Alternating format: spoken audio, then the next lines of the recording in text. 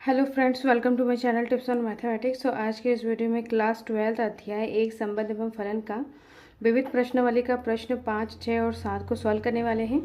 इससे पहले के वीडियो में हमने विविध प्रश्नावली का प्रश्न 1 से लेकर 4 तक सॉल्व किया था। प्लेलिस्ट को चेक करके वीडियो को देख सकते हैं। आज का जो पहला प्रश्न है, प्रश्न नंबर 5। मान लीजिए कि a बराबर माइनस का 1, 0, 1, 2, b बराबर, यहाँ पर दो समुच्चय दिया हुआ है।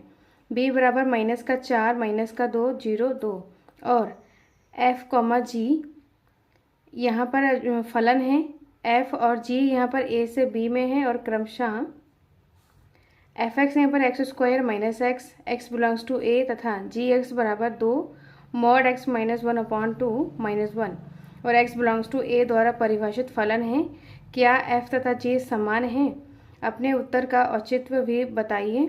और इसमें संकेत में दिया गया है कि नोट दो फलन f a से b है और g यहाँ पर a से b समान कहलाते हैं यदि f a बराबर f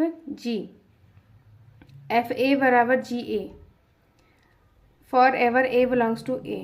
तो यहाँ पर नोट में दिया है कि दो फलन को हम बराबर कब कह सकेंगे, समान कब कहेंगे, जब यहाँ पर x के जगह पे जो f x है, एफ एक्स और ये जो जी एक्स दिया हुआ है, इन दोनों को सॉल्व करने के बाद इनका जो वैल्यू है वो समान आना चाहिए। मतलब एफ ए बराबर एफ जी ए बराबर जी ए यहाँ पर बराबर आना चाहिए। तो इस क्वेश्चन को सॉल्व करते हैं। तो इस प्रश्न में हमें एफ एक्स और जी एक्स को समान दिखाना है। जो दो फलन हैं एफ और जी, इन दोनों को हमें समान दिखाना है। तो इसके लिए यहाँ पर हमें क्या करना पड़ेगा, जो एफ एक्स है और जी एक्स है, इनको हमें क्या करना है, बराबर दिखाना होगा।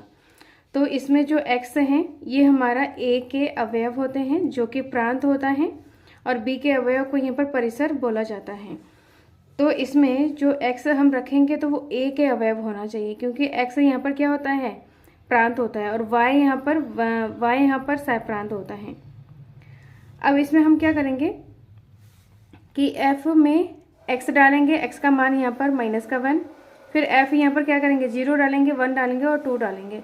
f यहाँ पर 0, फिर f 1 रखेंगे, फिर यहाँ पर f 2 रखेंगे। इन सब का सबसे पहले हमें वैल्यू निकालना है। तो यहाँ पर माइनस का 1 का स्क्वायर माइनस का माइनस 1 आ जाएगा। तो यहाँ पर माइनस 1 स्क्वायर तो 1 आ जाएगा, माइनस माइनस प्लस का 1, तो इसका मान क्या आ जाएगा, 2 आ जाएगा। सेम यहाँ पर 0 का स्क्वायर माइनस 0, तो इसको सॉल्व करेंगे 0 आएगा। अब यहाँ पर 1 का स्क्वायर माइनस 1, तो यहाँ पर 1 माइनस 1, तो यहाँ पर 0 आ जाएगा। अब यहाँ पर 2 का स्क्वायर माइनस का 2, तो यहाँ पर आ जाएगा 2 दूनी 4 माइनस 2, तो यहाँ पर आ जाएगा 2। तो इस तरीके से यहाँ पर एफ एक्स की वैल्यू हमने रखा है, मतलब ए के सभी अवयव को हमने रखा है। इस प्रकार ये वैल्यू आ गया है। अब यहाँ पर जी एक्स का भी मान हमें रखना है। तो जी एक्स में भी हमें इन्हीं वैल्यूज़ को रखना है, ए के अवयव को ही रखना है। माइनस का 1 रखेंगे, फिर यहाँ पर जी 0 रखेंगे, जी यहाँ पर 1 रखेंगे और यहाँ पर जी यहाँ पर 2 रखेंगे। तो इसमें जी एक्स यहाँ पर माइनस का 1 है, तो यहाँ पर आ जाएगा 2 और यहाँ पर माइनस का 1, माइनस 1/2 मॉड आएगा, फिर माइनस का 1 आ जाएगा। इसको क्या करना है, सॉल्व करना है। तो यहाँ पर आ जाएगा 2। अब यहाँ पर 2 यहाँ पर आ जाएगा एलसीएम में, माइनस का 2 माइनस का 1 माइनस का 1, इस तरीके से आ जाएगा। एलसीएम में पे 2 ले लेंगे तो 2 से इसको गुणा हो जाएगा, तो माइनस का 2 हो जाएगा। तो यहाँ पर 2 आ जाएगा और यहाँ पर माइनस का 3/2, फिर यहाँ पर 1 आ जाएगा। फिर इसको जब हम पूरा सॉल्व करेंगे तो यहाँ पर क्या आ जाएगा, यहाँ पर 2 से गुणा हो जाएगा, तो जब मॉड हट जाएगा 2 गुणा 3/2 माइनस का 1 है, तो 2 से 2 कट जाएगा, तो 3 में से 1 गया, 2 आ जाएगा।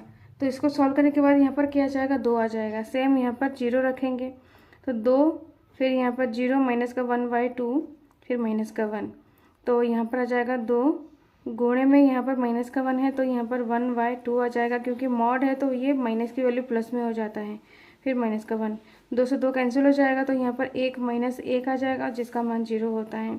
फिर यहाँ पर 1 रखेंगे एक्स के जगह पे, तो यहाँ पर 2 मॉड आ जाएगा, 1 माइनस 1/2 और यहाँ पर माइनस का 1, तो यहाँ पर आ जाएगा 2 में से 1 गया, 2 में से 1 गया 1/2, फिर यहाँ पर -1, तो यहाँ पर आ जाएगा 2 गुणा 1/2 -1, 2 से 2 कैंसिल हो गया, तो 1 - 1 0। अब यहाँ पर रखेंगे G2 रखेंगे, तो यहाँ पर आ जाएगा 2, फिर यहाँ पर आ जाएगा 2 - 1/2 और ये -1 आ जाएगा।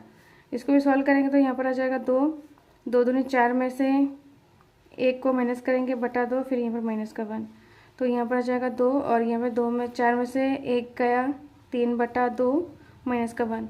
इसको सॉल्व करेंगे तो यहाँ पर आ जाएगा 2 गुणा 3/2 -1, तो ये कैंसिल हो जाएगा, तो 3 में से 1 गया, 2 आ जाएगा। तो इस तरीके से यहाँ पर हमने G(x) का मान रखा है और यहाँ पर F(x) का मान रखा है। रखने के बाद यहाँ पर F-1 क्या है, 2 है, G-1 यहाँ पर 2 है, F0 का मान 0 है, G0 का मान 0 है, F1 का मान यहाँ पर 0 है, F1 का मान 0, G1 का मान 0 है, F2 का मान 2 है और G2 का मान यहाँ पर 2 आ रहा है। तो इस तरीके से यहाँ पर दोनों का जो मान है वो हमारा क्या है, समान आ रहा है। इसका मतलब यहाँ पर जितने भी सारे ये ए के अवयव हमने रखा है, जितने भी सारे ए के अवयव रखा है वो दोनों के लिए समान है, मतलब FA बराबर GA आ रहा है। इसका मतलब क्या हो जाएगा, जहाँ ए यहाँ पर क्या है, ए के अवयव हैं, तो यहाँ पर लिखेंगे यहाँ FA बराबर GA बराबर है और यहाँ पर for every A belongs to A, तो यहाँ पर क्या हो जाएगा, अतः यहाँ F तथा G समान है। इस तरीके से हमें क्या करना है, इसको सॉल्व करना है। अब नेक्स्ट क्वेश्चन को करते हैं। अब यहाँ पर क्या है, प्रश्न नंबर 6 में यदि A बराबर 1, 2, 3 हो तो ऐसा संबंध जिसके अवयव 1,2 तथा 1,3 हो और जो स्वतुल्य तथा सममित है किंतु संक्रामक नहीं है की संख्या बताइए। यहाँ पर हमें संबंधों की संख्या बताना है कि कितने संबंध हम बना सकते हैं। समुच्चय A में जो अवयव है 1, 2, 3, समुच्चय A के द्वारा हम कितने समुच्चय बना सकते हैं, जिसमें जो क्रमित युग्म है 1,2 और 1,3 इसमें होना चाहिए। तो यहाँ पर हमें स्वतुल्य सममित होना चाहिए, लेकिन यहाँ पर संक्रामक नहीं होना चाहिए, ऐसा हमें संबंध बनाना होगा। तो यहाँ पर जो समुच्चय हैं 1, 2, 3 है, हमें संबंध बनाना है। तो माना कि जो R1 है इसमें क्रमित युग्म क्या होना चाहिए, क्रमित युग्म यहाँ पर 1,2 और यहाँ पर 1,3 होना चाहिए। तो स्वतुल्य के लिए सबसे पहले यहाँ पर क्या होता है, स्वतुल्य के लिए 1,1 होगा, 2,2 होगा और यहाँ पर 3,3 होगा। जितने भी सारे अवयव है उसमें 1,1 के फॉर्म में सारे अवयव का यहाँ पर क्रमित युग्म होना चाहिए। तो हम कह सकते हैं कि ये स्वतुल्य है। इन तीनों के अकॉर्डिंग यहाँ पर कह सकते हैं कि ये क्या है, स्वतुल्य है। तो इसमें हमें क्या क्या दिखाना है, स्वतुल्य तथा सममित दिखाना है, लेकिन संक्रामक हमें इसमें नहीं दिखाना है। तो स्वतुल्य के लिए यहाँ पर हो गया है। अब यहाँ पर सममित के लिए भी हमें चेक करना होगा। तो यहाँ पर 1,2 है तो 2,1 यहाँ पर आना चाहिए, 2,1 यहाँ पर स्वतुल्य के लिए आना चाहिए और संक्रामक, और यहाँ पर 1,3 है तो यहाँ पर 3,1 आना चाहिए। तो A, B, B, A, A, B, B, A, इस तरीके से यहाँ पर क्या हो जाएगा, ये हमारा स्वतुल्य है, सममित भी यहाँ पर हो जाएगा। अब हमें संक्रामक नहीं बताना है कि ये संक्रामक नहीं होना चाहिए। तो इसमें इस तरीके से हमने सबसे पहले यहाँ पर बना लिया है। तो ये जो हमारा R है ये क्या है, स्वतुल्य है, सममित है, लेकिन हम संक्रामक के लिए इसको एक बार देखते हैं। तो यहाँ पर 1,3 है, 3,1 है, 1,3, 3,1, लेकिन यहाँ पर 1,1 इसमें मौजूद है। फिर दूसरा यहाँ पर अगर देखा जाए कि 1,2, 2,1 है, तो यहाँ पर 1,1 भी इसमें है। अब तीसरा यहाँ पर अगर देखा जाए, तीसरा यहाँ पर देखा जाए कि 2,1 है, 1,3 है, तो यहाँ पर 2,3 होना चाहिए, 2,3 होना चाहिए इसमें संबंध में। 2,3 इसमें नहीं है, तो इसका मतलब क्या है, R1 क्या है, संक्रामक नहीं है। तो R1 यहाँ पर जो हमने बनाया है जो स्वतुल्य है, सममित है, लेकिन संक्रामक नहीं है। तो संक्रामक कैसे नहीं है यहाँ पर दोबारा से एक बार समझाते हैं। 2,1 लिया है और यहाँ पर 1,3 लिया है, A, B, C। तो यहाँ पर 2,3 भी होना चाहिए AC में, A, C में 2,3 होना चाहिए। तो 2,3 इसमें नहीं है, तो ये क्या हो जाएगा, स्वतुल्य संक्रामक नहीं होगा। तो ये हमने R1 बना लिया है। अब हम R2 बनाएंगे। तो R2 बनाने के लिए यहाँ पर स्वतुल्य के लिए यहाँ पर क्या हो जाएगा, 1,1, 2,2, 3,3 और इसमें 2 क्रमित युग्म होना चाहिए। कौन कौन से, 1,2 और यहाँ पर 1,3। तो यहाँ पर हाँ स्वतुल्य है। अब सममित के लिए 2,1 है तो 1,2 भी होना चाहिए उसमें। 3,1 है, 1,3 है तो 3,1 भी उसमें होना चाहिए। तो ये हमारा क्या हो जाएगा, स्वतुल्य हो जाएगा, सममित हो जाएगा। अब हमें संक्रामक के लिए चेक करना है। तो संक्रामक के लिए यहाँ पर क्या हो जाएगा, तो इस तरीके से हमने R2 को बना लिया है। अब यहाँ पर सबसे पहले यहाँ पर A क्रॉस A चेक करना होता है, A क्रॉस A निकालना होता है।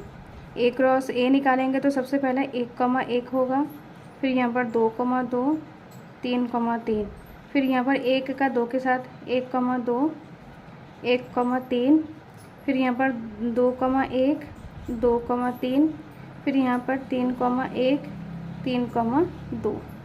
इस तरीके से 1, 2, 3, 4, 5, 6, 7, 8, 9 क्रमित युग्म बनेगा A क्रॉस A में।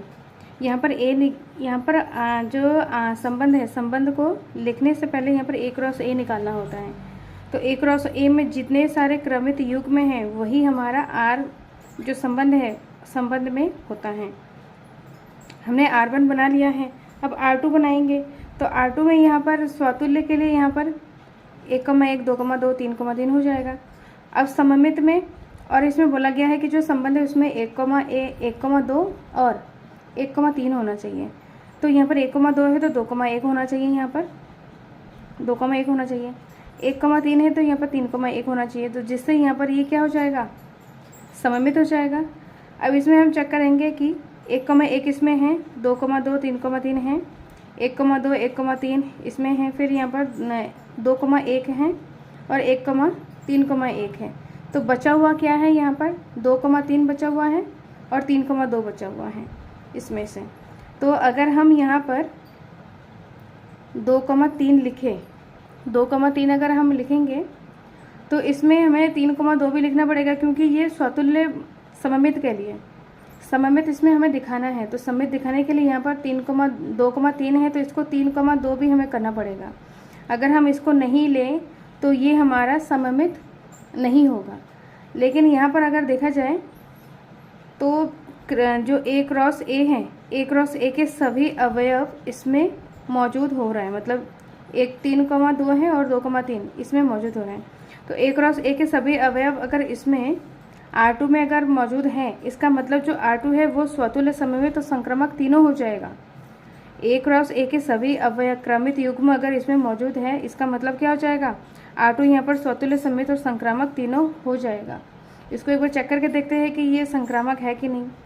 तो यहाँ पर अगर हम ले कि 2,3 है, फिर यहाँ पर 3,1 है, 2,3 है और 3,1 है, तो 2,1 है इसमें, फिर यहाँ पर 2,1 है इसमें, फिर यहाँ पर अगर लिया जाए कि 2,3 है और 3,2 है तो 2,2 भी इसमें मौजूद है। फिर यहाँ पर अगर लिया जाए 1,2 है और 2,3 है, तो 1,3 है तो 1,3 भी इसमें मौजूद है। तो इस प्रकार से अगर देखा जाए तो ये R2 हमारा क्या है, स्वतुल्य सममित तो संक्रामक तीनों हो रहा है। जबकि हमें प्रश्न में क्या दिखाना है, प्रश्न में हमें दिखाना है कि स्वतुल्य और सममित होगा लेकिन संक्रामक नहीं होगा। तो ये जो R2 हमने बनाया है ये हमारा क्या हो जाएगा, R2 हमने जो बनाया है वो तीनों मतलब तुल्यता संबंधों को संतुष्ट कर रहा है, मतलब स्वतुल्य सममित संक्रामक हो रहा है, लेकिन हमें संक्रामक नहीं दिखाना है। इसका मतलब जो रिलेशन है R2 हमारा रिलेशन नहीं हो पाएगा। तो यहाँ पर जो दिया हुआ है समुच्चय A में जो 3 अवयव है, इन 3 अवयव से जो बनने वाला संबंध है वो केवल और केवल एक ही संबंध इसमें संभव हैं, एक से ज़्यादा यहाँ पर संबंध संभव नहीं है। तो यहाँ पर हम लिखेंगे इसका जो सही आंसर हो जाएगा, इसमें ऑप्शन ए में है 1, ऑप्शन बी में है 2, ऑप्शन सी में है 3, ऑप्शन 4 में है, डी में है 4। तो इसका जो करेक्ट आंसर आ जाएगा ऑप्शन नंबर ए, जिसमें संबंधों की संख्या कितनी है 1। तो ये क्या है, इसका फाइनल आंसर है। अब प्रश्न नंबर 7 को सॉल्व करते हैं। तो प्रश्न नंबर 7 में बोला गया है कि यदि a बराबर 1, 2, 3 हो तो अवयव 1,2 वाले तुल्यता संबंध की संख्या है। इसमें तुल्यता संबंध की संख्या, इसमें जो a है स्वतुल्य, सममित और संक्रामक तीनों इसमें हमें दिखाना है। और जो हम संबंध बनाएंगे, संबंध में स्वतुल्य, सममित और संक्रामक तीनों इसमें हमें तुल्यता संबंध हमें दिखाना है। जो R1 होगा, जो संबंध हम बनाएंगे वो संबंध हमारा स्वतुल्य, सममित और संक्रामक तीनों को हमें दिखाना पड़ेगा। तो इसको सॉल्व करते हैं। तो यहाँ पर प्रश्न नंबर 7 में समुच्चय यहाँ पर 1, 2, 3 इस तरीके से दिया हुआ है। तो हमें संबंधों की संख्या, मतलब तुल्यता संबंधों की संख्या यहाँ पर कितनी हो सकती है उसको हमें बताना है। तो यहाँ पर जो संबंध है उसमें क्रमित युग्म 1,2 उपस्थित होना चाहिए इसमें। तो यहाँ पर जो अवयव है 1, 2 और 3 है, तो स्वतुल्य के लिए यहाँ पर 1,1 हो जाएगा, 2,2 हो जाएगा और 3,3 हो जाएगा। ये इससे हमारा जो संबंध है ये हमारा क्या हो जाएगा, स्वतुल्य हो जाएगा। अब सममित के लिए क्या हो जाएगा, यहाँ पर सममित के लिए 1,2 है, तो 2,1 भी यहाँ पर हमें लिखना पड़ेगा। तो हमारा संबंध क्या हो जाएगा, सममित हो जाएगा। जो संबंध है हमारा सममित है। अब यहाँ पर हमें संक्रामक भी चेक करना है। तो संक्रामक चेक करने के लिए यहाँ पर क्या हो जाएगा, 1,2 है तो 2,1 हो जाएगा। तो यहाँ पर 1,1 भी इसमें उपस्थित है। इसका मतलब ये जो R है, माना कि ये R1 है, तो ये R1 हमारा क्या हो जाएगा, स्वतुल्य, सममित और यहाँ पर संक्रामक तीनों चीज़ें इसमें हो रहा है। तो ये हमारा क्या हो जाएगा, एक संबंध हमने R1 बना लिया है, तुल्यता संबंध। अब हम R2 भी बनाते हैं। तो R2 यहाँ पर बनाएंगे स्वतुल्य के लिए 1,1, 2,2, 3,3 हो जाएगा। अब इसमें 1,2 इसमें मौजूद होना चाहिए, 1,2 तो 2,1 होगा, क्योंकि यहाँ पर सममित के लिए 1,2 A, B, A के फॉर्म में होना चाहिए। अब A क्रॉस B सबसे पहले यहाँ पर निकालना होता है। तो A क्रॉस B यहाँ पर क्या हो जाएगा, 1,1, 2,2, 3,3, फिर 1,2, 1,3, 2,1, 2,3, 3,1, 3,3, 3,2, 3,2 आ जाएगा। तो यहाँ पर क्या है, कुल 1, 2, 3, 4, 5, 6, 7, 8, 9। तो यहाँ पर A क्रॉस A हमने निकाला है। तो ये सारा हमारा क्या है, क्रमित युग्म में प्राप्त हो गया है। अब इसमें 1,2 है तो 2,1 हमने R1 बना लिया, तो ये सेम हमारा R1 बन गया है R2। अब इसमें और भी क्रमित युग्म हमें जोड़ना होगा। तो यहाँ पर अगर लिया जाए 1,3 तो 3,1 भी लेना पड़ेगा। तो ये क्या हो जाएगा, सममित। अब यहाँ पर यहाँ से अगर 2,3 लेंगे, 2,3 लेंगे तो 3,2 भी हमें लेना पड़ेगा, 3,2 भी हमें लेना पड़ेगा सममित के लिए। तो यहाँ पर अब संक्रामक के लिए चेक करते हैं। तो संक्रामक के लिए यहाँ पर क्या हो जाएगा, 1,2 है, 2,1 है तो 1,1 इसमें मौजूद है। सेम यहाँ पर 1,3 है, 3,1 है तो 1,1 इसमें मौजूद है। दूसरा यहाँ पर 2,3 है, 3,2 है तो 2,2 इसमें मौजूद है। और अगर देखा जाए यहाँ पर 1,3 है, 1,3 और यहाँ पर 3,2 है तो 1,2 इसमें मौजूद है। और भी देखा जाए तो यहाँ पर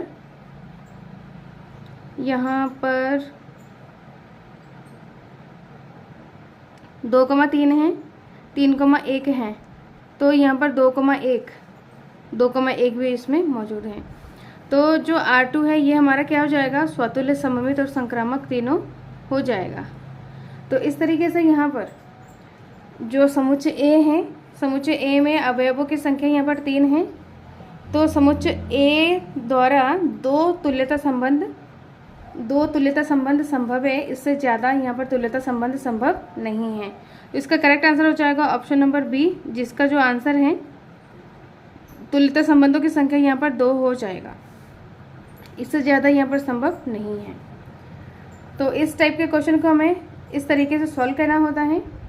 नेक्स्ट वीडियो में हम नेक्स्ट चैप्टर को सॉल्व करेंगे। इस वीडियो में कोई डाउट हो, कोई क्वेश्चन पूछना हो तो कमेंट बॉक्स में कमेंट करें।